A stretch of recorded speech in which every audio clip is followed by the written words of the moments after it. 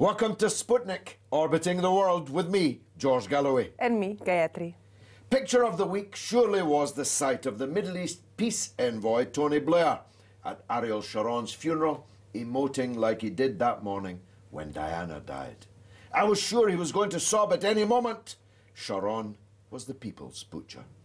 Warmly embracing Sharon's son Gilad, the son that is not the two-ton Burger King, who is on record as saying that Gaza, and presumably its nearly 2 million inhabitants, should be flattened like Hiroshima with a nuclear bomb.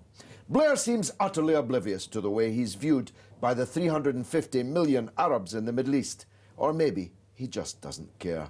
While to Tony Blair, Ariel Sharon was bold, unorthodox, unyielding. To many, if not most, in the Middle East, Ariel Sharon was the butcher of Beirut for his role in the 1982 massacre of up to 3,500 Palestinians in the Shabra and Shatila refugee camps. I was in Beirut in 1982 when the Israeli Defense Force invaded Lebanon en masse. I just made it out of the country ahead of the phosphorus bombs and the tanks. I returned immediately after they were forced to withdraw by the Lebanese resistance and went to the two camps that had once been my home, Sabra and Shatila.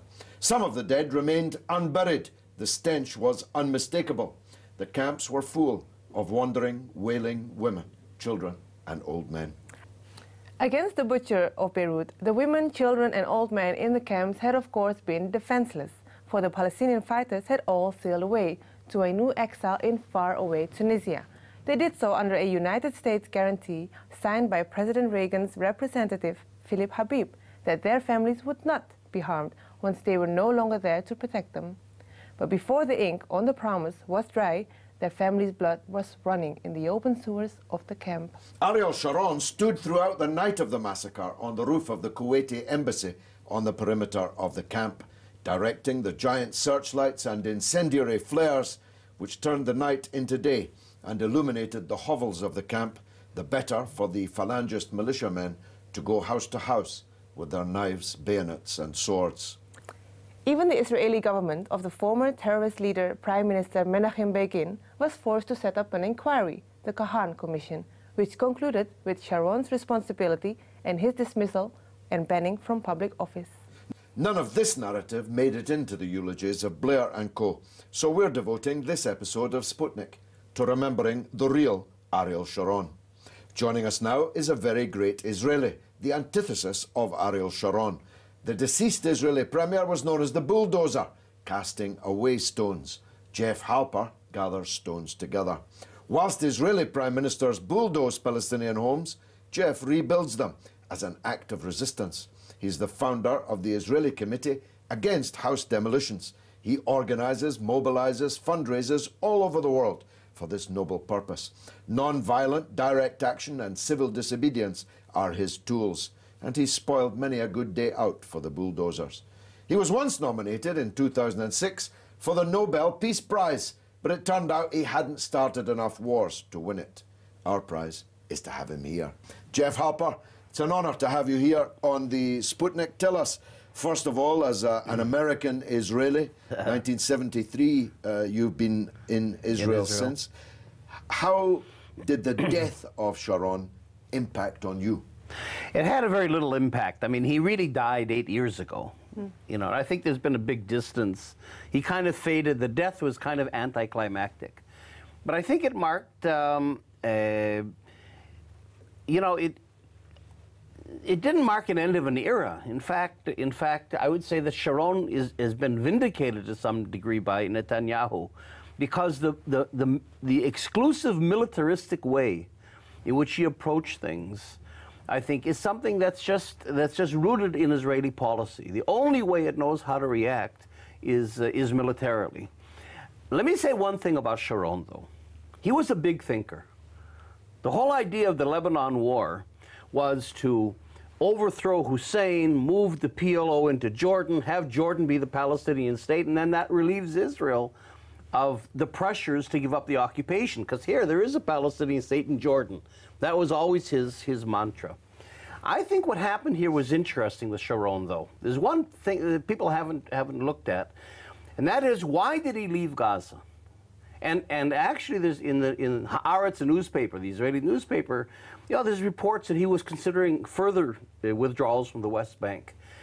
I think that he, in the very beginning, rejected what was called the Arab Peace Initiative of 2002, where the entire Arab League, it was formulated by Saudi Arabia, Saudi no less, plan, yeah. Said to Israel, if you give up your occupation, we will not only make peace with you, we'll integrate you into the region. And Israel rejected it and didn't even relate to it. But I think Sharon got it. I think after a year or two, he began to see that the subtext was these conservative Arab regimes are really asking Israel to be the regional hegemon. They want Israel to kind of take over the Middle East. I mean, if you take away the occupation, there's a tremendous similarity in foreign and domestic interest between these conservative regimes and Israel.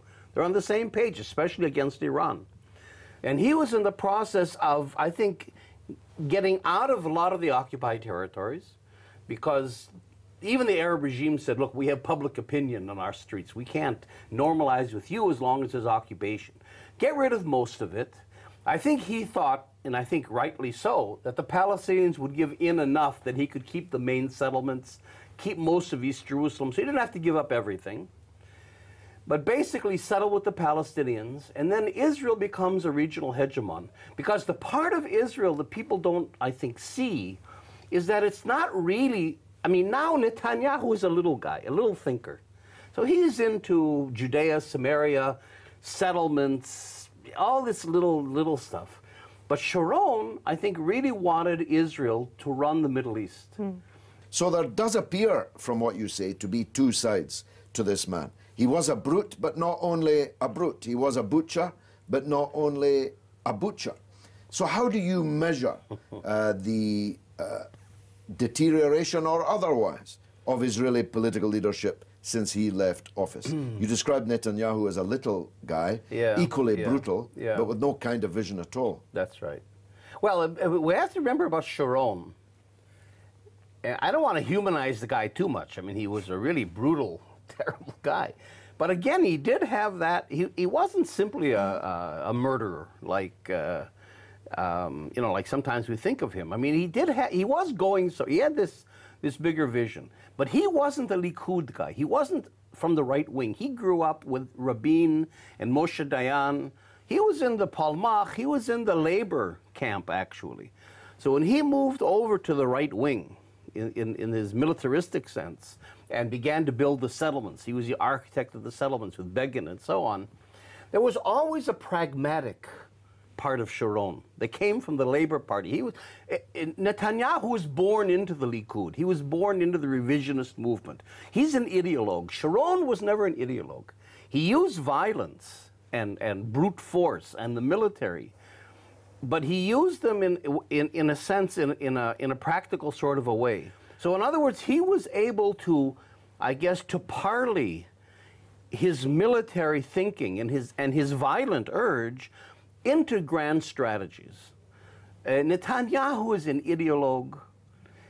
He's limited, and all he really cares about is this little Israel that controls the Palestinians and controls the occupied territories. Do the people on the street of Israel see that as well? That he was the man with the big vision and Netanyahu? No, I don't think so. I think that big vision part has been lost. I don't think, Sharon got the stroke before he was able to really articulate where he was going. So a lot of this is conjecture.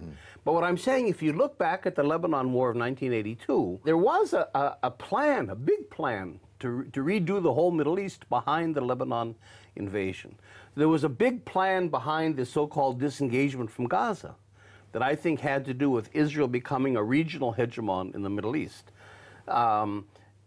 but then he had the stroke, and he had never had a chance, you know, and partly why I'm saying this is because, you know, remember, he left the Likud.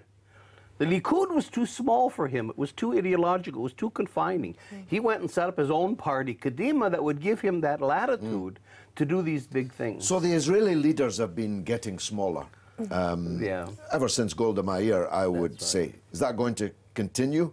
How dwarfish can they get, and where is it going? No, I think it's going to continue. There's no left in Israel. I mean, that's part of the problem, too. I mean, the Labour Party is completely gone almost. There's nobody articulating any kind of a vision of any kind of peace. Labour has become, it calls itself a social democratic party that doesn't even deal with the occupation. The occupation has become a non-issue in Israel. That's where the different governments have succeeded, in really taking it off the agenda. People don't think about it. Because inside Israel, it's not an issue. You're not going to move the people. You can't get a surgeon to operate on his own foot. Exactly. That's right. That's right. So what you have to do is mobilize the international community. And I think that's happening. It hasn't trickled up yet to the governments. I mean, Cameron is still super pro-Israel and everything else. But I think there's been a tremendous change in public opinion. I think there's been a groundswell, even in the United States. And I think that's starting to trickle up into the governments. I mean, the EU has taken some pretty principled stands recently. And that's our strategy. It's kind of like the South African strategy, in which peace won't come from inside. It won't come. The Israelis aren't going to overthrow the occupation. But when the de Klerk comes, whatever the de Klerk is, whether it's Obama or the UN or the EU or simply international pressures, and the whole occupation becomes unsustainable, I think we're getting there. I think at that point, the Israeli public will not be an obstacle. I think they'll go along with it. But the pressures are going to have to come from abroad, from outside, and that's why we're working to try to influence, mobilize public opinion and governments abroad to put the pressures on Israel that you need to end the conflict. Jeff Halper, it's been fascinating, as always, talking to you. Okay, thank you much. After the break, we'll be talking to another of the world's braver men. He makes films, and good ones. He's becoming a star of the solidarity movement. Entirely voluntarily, he lives in Gaza. His name, inappropriately, is Harry Fear.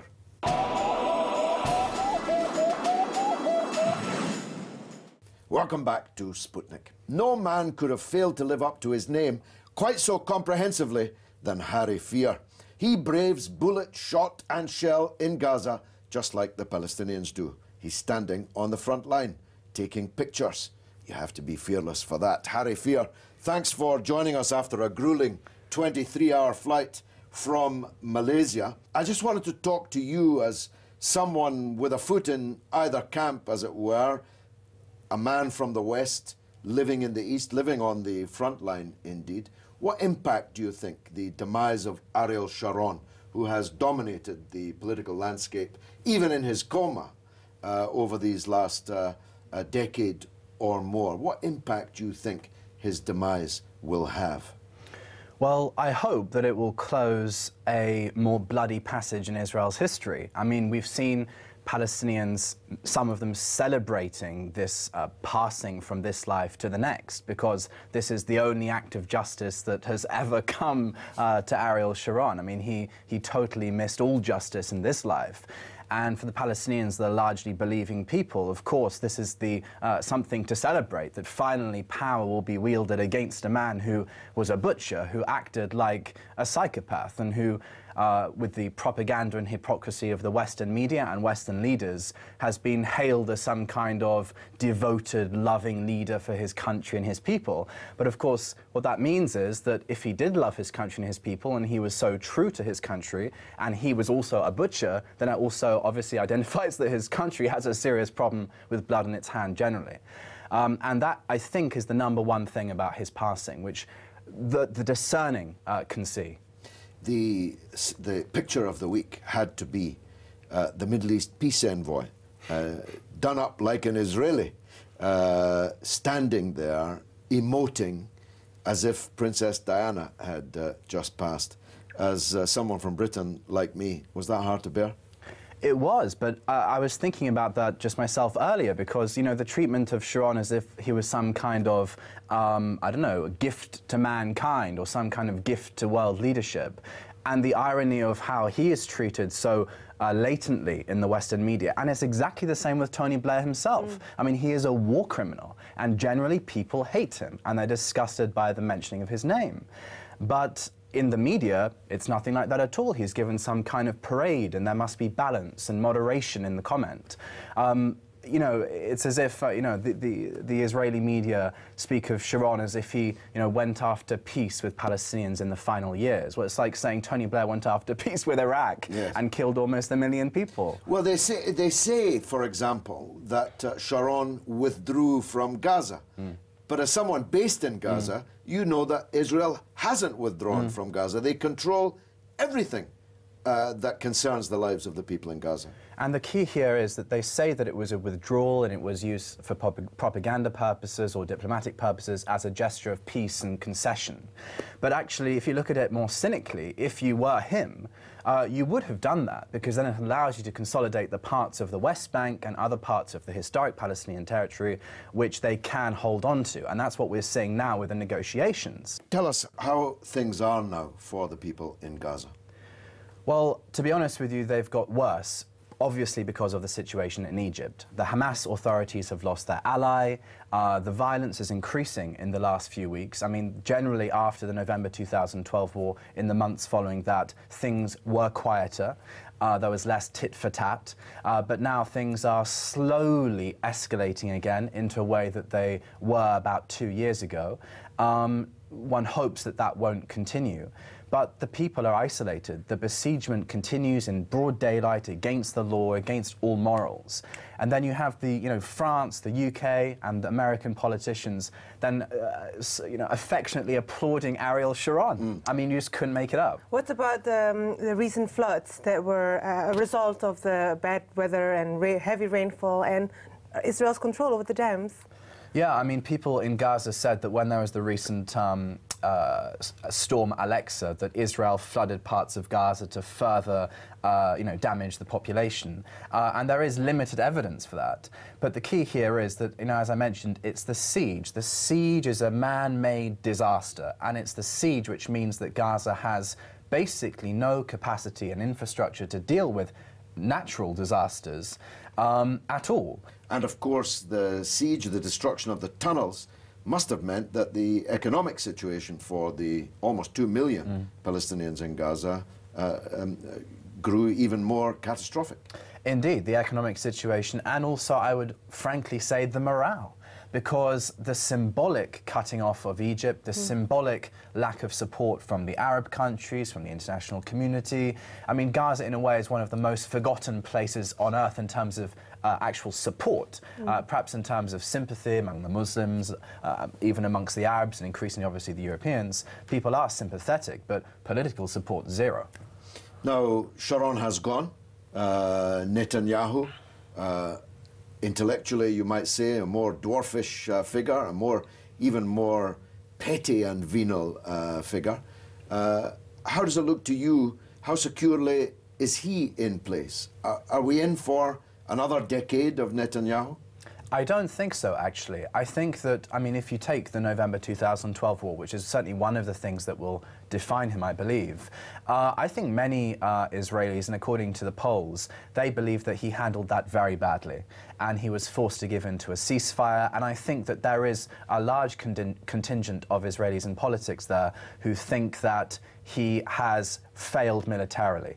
And failing militarily, of course, is very important in the Israeli currency, because Ariel Sharon, seen as this magnificent leader, was of massive military strategic strength and etc., and of course responsible for massacres in Lebanon.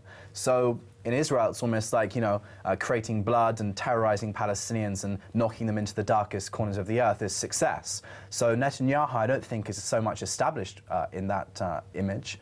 And I hope for Israel, and I hope for the Palestinians and for the region, that we won't be in for another 10 years with him. You are a very central figure now in international solidarity with the Palestinian people. What's the current state of play? I would say that there is a lot of sympathy. There is a lot of yearning for support. I would say that sometimes the support isn't properly galvanized, it's not strategic enough.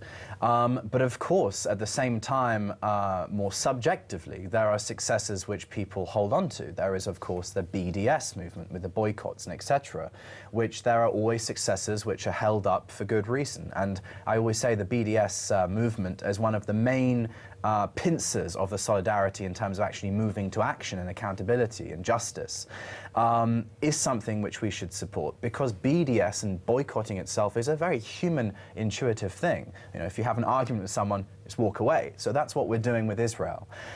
I would say at the same time there are fractures within the solidarity movement. There is, of course, infighting, as there is with any organisation or movement, and that is obviously very weakening and very difficult for people to deal with. But I hope that the solidarity movement doesn't last much longer, because, of course, the solidarity movement is something which has existed for decades, because the conflict has existed for decades. So I certainly hope it won't be needed much longer. And I think the solidarity movement must find its freshness. It must not become entrenched. Direct aid into the Palestinians is becoming much more difficult. Once upon a time, as you know, I took many convoys there. I wouldn't be able to do so now. I couldn't travel across North Africa as I did with the first of those convoys. I wouldn't be able to go through Syria as I did with the second or third of those convoys. And now, with Egypt, I don't want to put you in any difficulty, the Egyptian position has markedly changed. Any ideas how we can break that logjam? Well, there was a petition recently to the Egyptian embassies around the world saying you've got to open the border, at least send it back to how it was a year ago, even if you don't open it up for normal economic and pedestrian traffic. And of course, they met with the claims that, well, if we do anything to improve the border, then Israel will just abrogate its responsibilities towards Gaza, and Egypt, rather Gaza will become a part of Egypt in a pseudo way. But of course, these don't stand up to any humanitarian argument or any moral argument or any regional argument, because Egyptians are brothers with Palestinians in a way that Israelis aren't. Really, the instability in Egypt, I think one of the biggest tragedies is the situation in Gaza, and that's why the situation in Egypt is so vital for Gaza in a very short-term emergency way. Harry Fear, thanks for joining us on the Sputnik. This is where you tell us what you think through our social media roundup, looking at our Twitter and our Facebook. Gayatri, what's rattling? Well, you remember that Bush and Blair spoke about Ariel Sharon as the man of peace? Yes. Well, when I put it that way on Twitter and on Facebook, I received a flood of comments. Rad Cass says, war criminals stick together. See no evil, hear no evil. Layla Hatoum says that there's an Arabic saying, no one would say their own oil is rotten, so murderers won't call out on their own. Ahmad says, if peace means killing of innocent people, then yes, he was a peace champion, along with Bush and Blair. And Majid Al-Ayed says, well, if you believe in Bigfoot, Santa Claus, and the Smurf, then yes, he was a man of peace.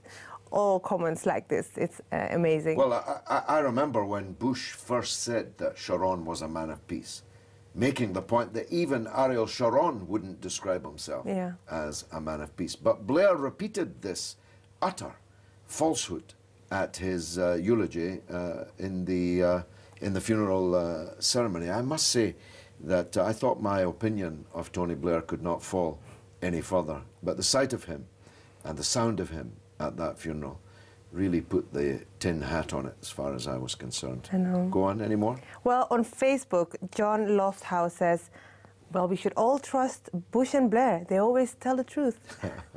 And Shafin Ahmed says, some newspapers comment that he's a controversial man, but he's not controversial at all. He's just a war criminal. He's bloodthirsty, and he's a murderer. And you could speak of all three of them. Yeah, actually. but what is interesting is Jeff Halper's testimony that he was, of course, a butcher. He was a murderer, and for more than 50 years. But actually, he had quite a big brain, and he had a strategic vision of making Israel the regional hegemon, the greater Israel, from the Euphrates to the Nile, which is what the two stripes on the Israeli flag are supposed to signify. So in that sense, we should be glad that he didn't succeed. Yeah. Well, the last one from Facebook is from Rahman Lincoln, saying that only a terrorist can call him a man of peace. And that's all that we've got time for this week. Which, alas, means that's the end of the show. Keep giving us your opinions, your comments and everything on Twitter at RT_Sputnik, and on Facebook you can find us at Sputnik on Russia Today. That's it from me, Gayatri. And from me, George Galloway. It's been marvellous.